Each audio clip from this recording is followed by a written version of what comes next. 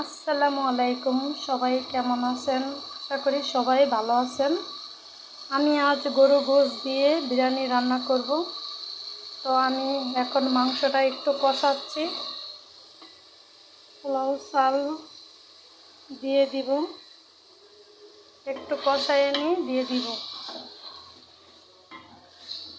আমি নতুন পেজ খুলেছি, আমাকে সবাই একটু সাপোর্ট করেন, আমিও আপনাদেরকে সাপোর্ট করব।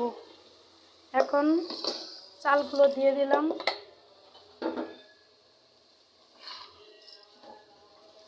তো এখন একটু কষাবো, তারপরে ঝোল দিয়ে দিব।